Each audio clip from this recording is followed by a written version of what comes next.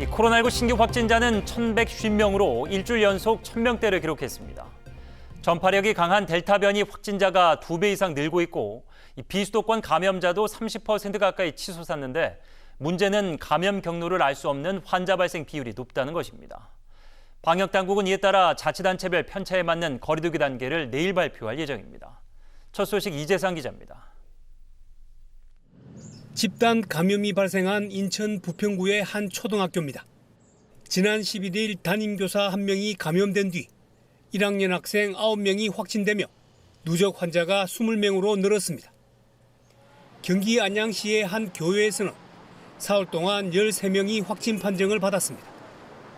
지난 10일 교인 1명이 최초 확진된 후 교인과 가족, 직원 등 12명이 양성 판정을 받았습니다.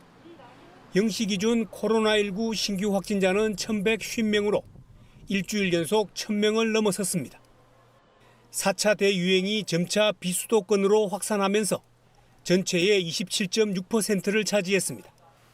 정부는 전파력이 빠른 델타 변이 바이러스가 전체 변이 검출 건수의 63%를 차지하는 등 매우 심각한 상황이라고 진단했습니다.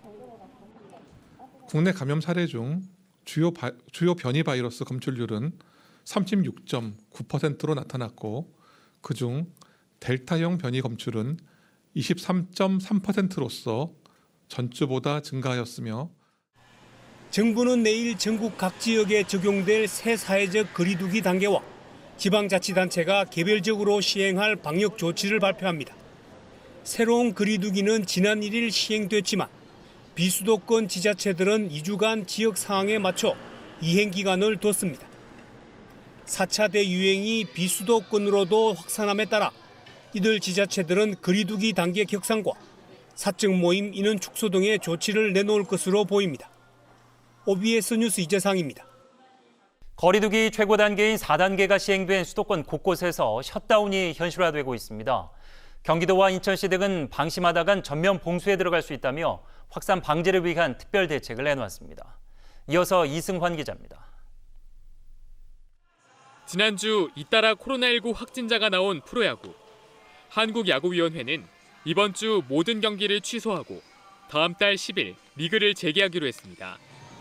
외식업계도 저녁 시간대 영업을 포기하거나 신메뉴 출시를 연기하는 등 비상에 걸렸습니다. 아예 영업을 잠정 중단하는 업소들도 속출하고 있습니다. 대기업들도 재택근무를 확대하거나 국내외 출장을 전면 금지하는 등 대면 근무를 최소화하는 상황입니다. 법원 행정처는 수도권 법원에 재판 일정을 연기하라고 권고했습니다. 거리두기 4단계 적용으로 수도권은 사실상 멈춤 상태가 됐습니다.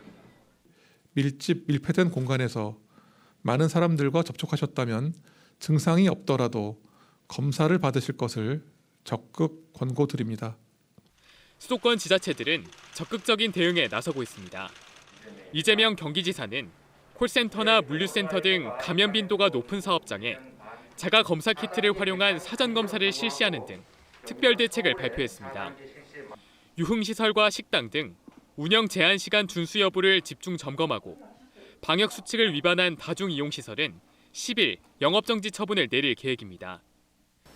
이번의 위기를 넘기지 못하면 전국을 전면 봉쇄하는 극단적 상황으로 갈 수밖에 없습니다.